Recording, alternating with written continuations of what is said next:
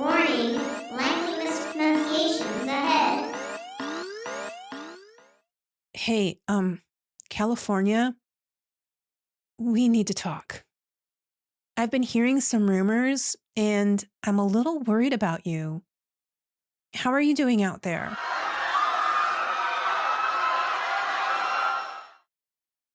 Oh, you guys know you have a patron saint, right? He's known as the Apostle of California. Maybe you should give him a call. Make an appointment? Or did you chase him out too?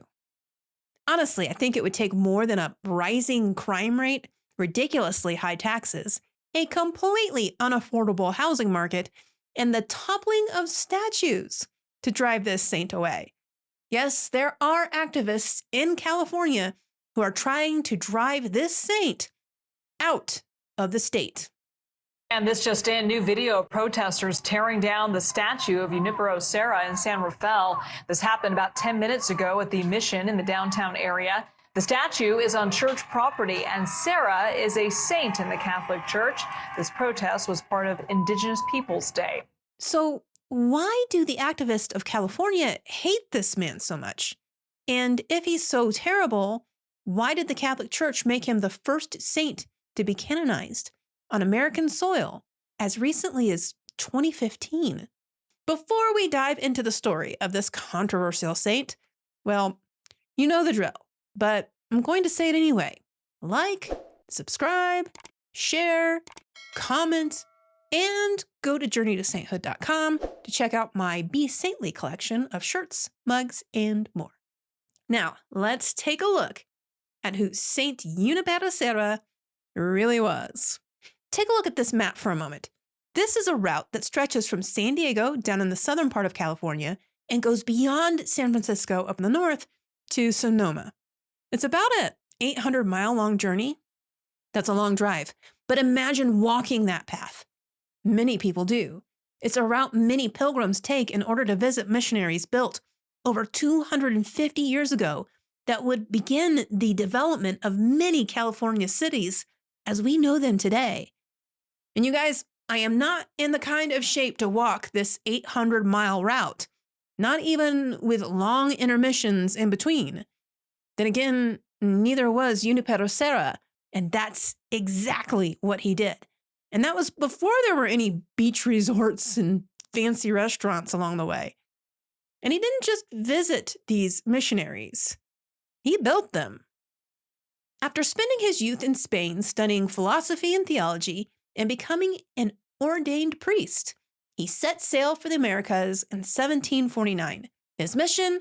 To spread the good news that Jesus is Lord to the natives who had not yet heard the news.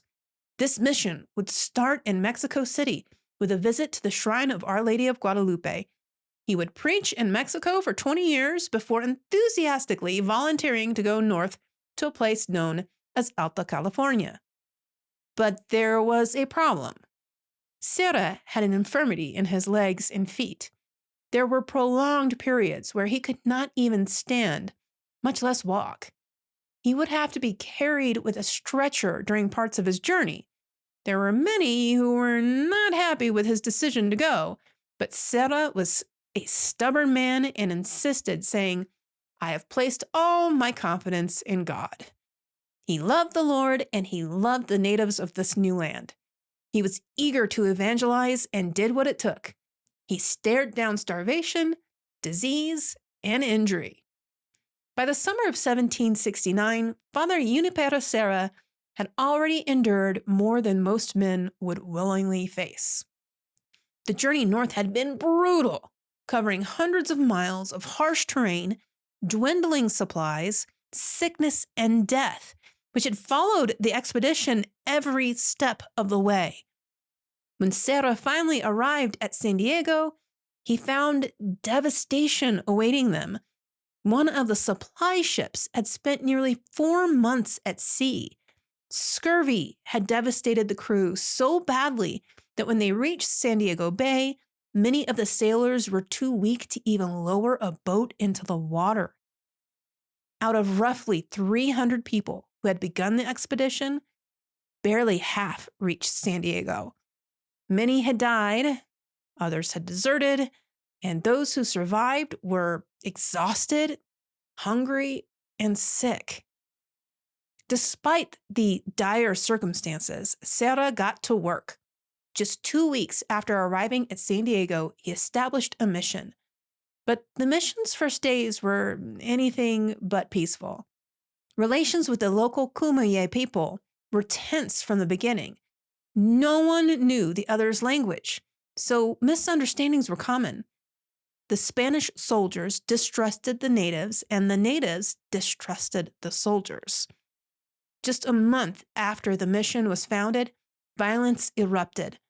One afternoon, a group of Cumuye warriors attacked the small settlement with bows and arrows. But as the Spanish soldiers picked up their muskets and pistols, Serra picked up a couple of statues, one of Jesus and the other of the Blessed Virgin Mary, and he started to pray. He begged God to spare both the Spaniards and the natives. During the attack, Serra's young servant, Jose Maria Vergarano, stumbled into the priest's hut with an arrow wound in his neck.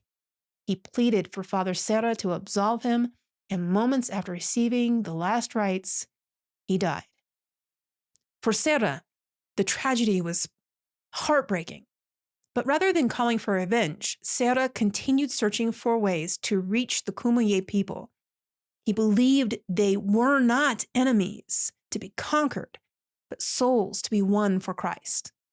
He spent the next 15 years founding 9 missions, including San Diego and San Francisco.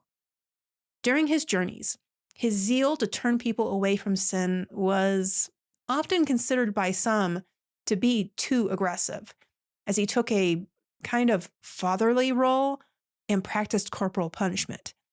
However, he was also known to come to the defense of the natives when they were treated poorly, often clashing with those in charge of the Spanish military. He called out the governor of Alta California for not punishing his soldiers who abused the natives. He fought for the rights of the natives to be protected from the Spanish soldiers. 250 years later, activists are tearing down his statues. They've made a scapegoat out of St. Junípero Serra, blaming him for what was done by the Spanish soldiers, despite the fact that he worked to protect the natives. I think some people just like to be angry. He has been honored in many ways. In 2024, a Eucharistic procession took place with 4 routes throughout the states, leading to a Eucharistic Congress in Indianapolis. One of those routes started in San Diego and was aptly named after the Apostle of California. So what do you think? Was Junípero Serra treated fairly by history? Let me know in the comments below. St. Junípero Serra's legacy is now clouded with controversy. He was a stubborn, complex, and stern man who, like many of us, was flawed. However, his influence along the West Coast, bringing Christ and saving souls, is undeniable and still persists today. He is one of America's most misunderstood saints, but also one of America's most beloved saints, and from what I've seen at least, especially among young men in Southern California. So, if you're in California, how about instead of fighting against this historic figure who brought Christ to people who had never even heard of God, ask for his intercession on behalf of your state. St. Junípero Serra, pray for us. The Catholicism in America series continues. If you've missed any of the videos, don't worry. I've got a playlist for you right here, as long as it actually shows up on the screen.